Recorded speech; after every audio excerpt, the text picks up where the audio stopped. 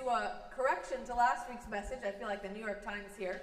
I discussed a lesser-known hero of Black history last Sunday, but I mispronounced her name. It's Shirley Chisholm. Chisholm. I practiced that. I listened to a YouTube video about it. Okay, Chisholm. We're going to keep working on that. Because I literally did watch at 3:30 in the morning one night some videos about this. I know that saying someone's name correctly, right, is part of how we affirm who they are, and it's important. So we're gonna keep working on it. But today we have an easier one. It's the last week of Black History Month and also the first Sunday of Lent. So I want to tell you about a person whose journey I think can help us think together about this theme we've been invited to last year. And so we're going to start with the story of Garrett Augustus Morgan. Anybody know about? Okay, a couple people. Born in 1877 in Paris, Kentucky, an almost completely African-American community northeast of Lexington, Garrett Augustus Morgan was the 7th of 11 siblings, and I thought I was overwhelmed, born to two parents who were both freed slaves. His father, Sidney Morgan, had been enslaved by John H. Morgan, a disgraced Confederate general who had led the disastrous Morgan's Raid, an unauthorized and costly diversionary incursion into Union-held states that lost an entire company and almost landed him in jail. Now, Morgan's mother, Elizabeth Reed, was actually part Native American, part African American, and the daughter of a minister. So those were Garrett Morgan's beginnings, inauspicious for one who would come to be known as an inventor with as much imagination as Thomas Edison. Like Edison, Morgan had very little formal education, reaching only 6th grade before moving to Cincinnati at age 14 in search of work.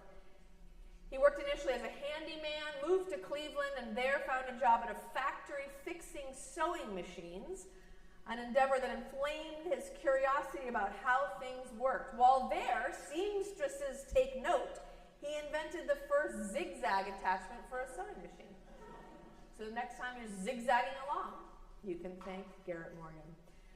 Morgan opened his own clothing store, which was really successful, but soon his desire to fix the things of others was eclipsed by his desire to invent things of his own. Having tested various chemical compounds designed to lubricate the needle of the sewing machines he worked with, he discovered inadvertently that those same compounds straightened hair.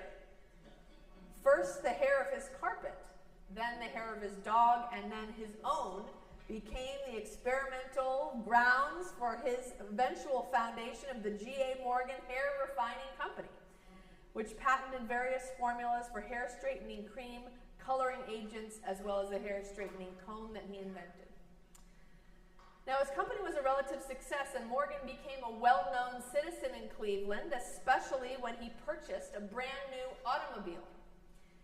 In 1922, after witnessing an accident between a horse-drawn carriage and a car, he was inspired to design a manually operated traffic signal with moving arms featuring stop and go signs that could be used to control traffic in an intersection, or with arms raised halfway to indicate caution moving forward. It was the predecessor to our modern 3-position traffic signal.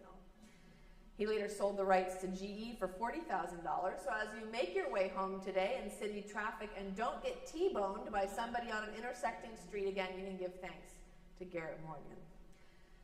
But Morgan was probably most well known for inventing the smoke hood. Having seen firefighters struggle to withstand smoke inhalation while in the line of duty, Morgan was moved to invent a hooded device which covered the head but had tubes that dangled near the floor, taking advantage of the way smoke and fumes tend to stay at higher levels but leave the air near the ground much more breathable. I sort of wish we had put a picture of this on the bulletin, but it's sort of creepy looking, so we'll just stick with prayer and fasting. The hood allowed the wearer to spend extended time in toxic environments without getting sick. Morgan patented the device, but had trouble selling it despite how functional it was. It turned out at the time many fire departments wouldn't purchase something made by a black inventor. So it is said that Morgan just hired a white actor to play the inventor at trade shows while posing as the assistant and explaining the function of the device to potential purchasers. Sales grew. But national attention for this project didn't arrive until 1916 during the Cleveland Waterworks disaster. I didn't know about this, not knowing a lot about Ohio history, but maybe we have some Ohioans out there. Turns out during a time of expanding industry and urban growth, Lake Erie, which was also a source of drinking water for the growing city of Cleveland, was increasingly polluted. In response to complaints by residents and outbreaks of communicable disease, the city began construction on several waterworks tunnels.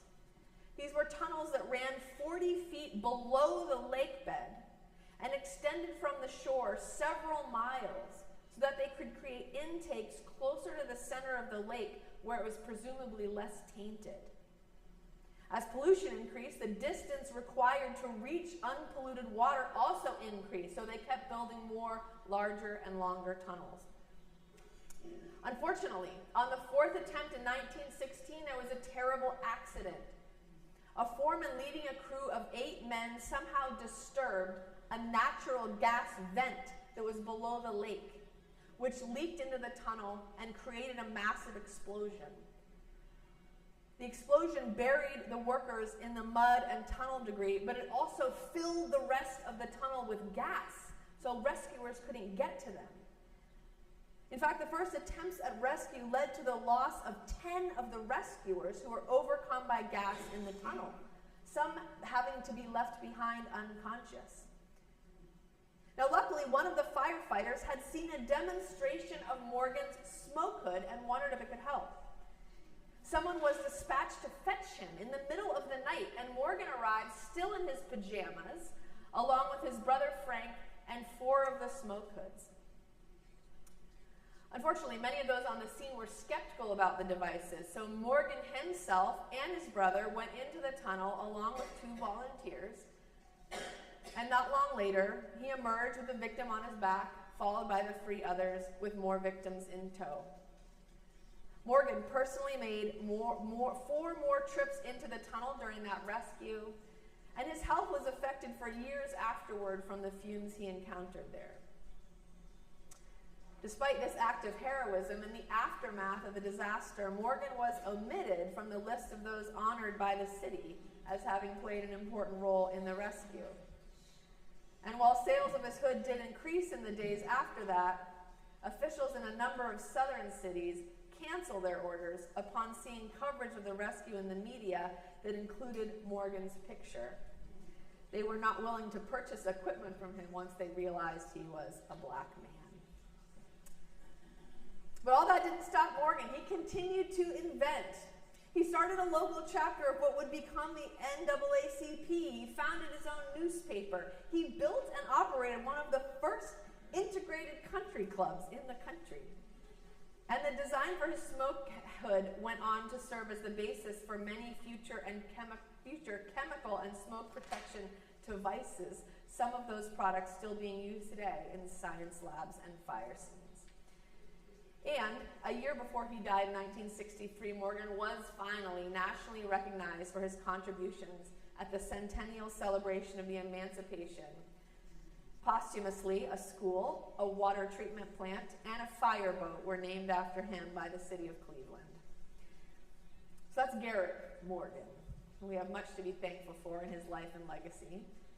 But I want to return to one aspect of this story, and that's this smoke hood that he invented, this device that allowed the user to breathe pure air from below despite the presence of toxic fumes above. And ever since I read about that, I've just been thinking about this hood kind of as a metaphor, maybe as a way for us to think about why we fast and pray here in the church during Lent and at other times. Now, maybe you've sort of seen this in the e-blast or on the front of your bulletin. Maybe you're excited about exploring this topic. Maybe you're thinking, like, don't we pray already? Maybe you're thinking, but you're worried to say this out loud, isn't fasting for, like, other kinds of Christians, not Presbyterians?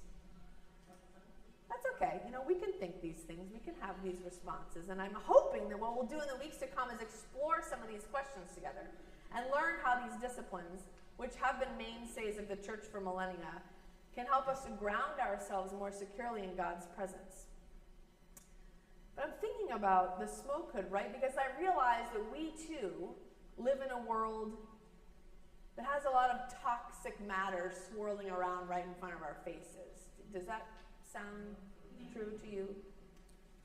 A lot of toxic matter swirling around. And we know that since the beginning, we know this because we heard Melissa just read some of us from Genesis, it's been difficult to avoid taking into ourselves messages that distract us from the sacred truth and that distance us from a pure relationship with God.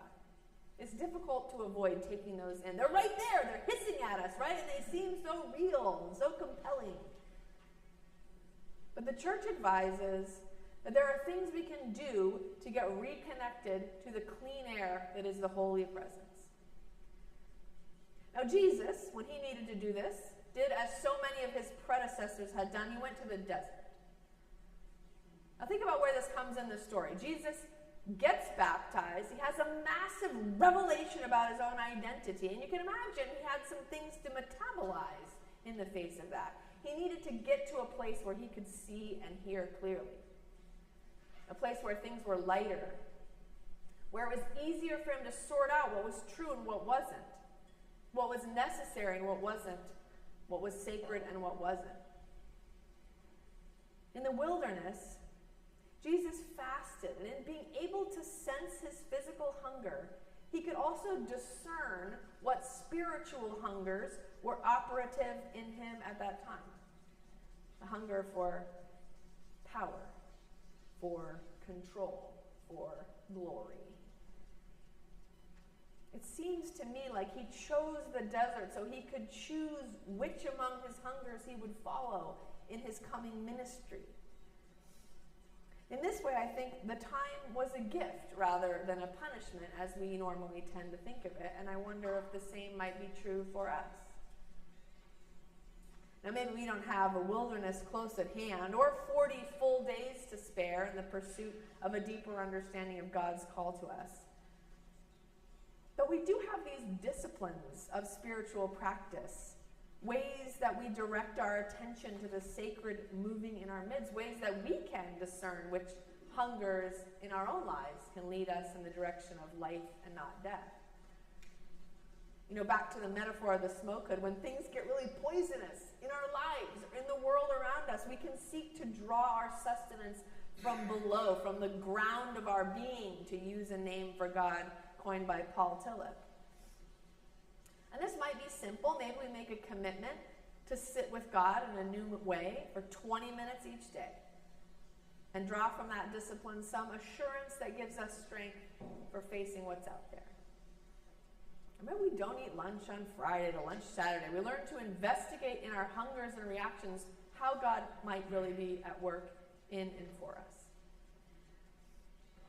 Now the point is, through these practices, we draw up from holy roots the clarity and sustenance we need to operate in a world that otherwise might distract or poison us, with promises that glory and power and consumption are the things that really can sustain us. I think especially right now, it's possible that prayer and fasting are our fire-safe hood in a world that is burning. Of course, they don't assure us that we come out unscathed, but they do make it possible for us to continue to be sources of freedom and life and salvation for those around us, conduits of God's powerful love. They allow us somehow to be drinking from the living water of God rather than the poison stream of the world's brokenness. So that's a journey I want to invite us on this Lent. 40 days to strengthen our faith, to solidify our footing in the holy, and to move toward a message of hope that will feel like a breath of fresh air for us when it comes. I look forward to being on that journey with you, and ask that the God who created us, redeems us, and sustains us every step along the way might be with us always. Amen.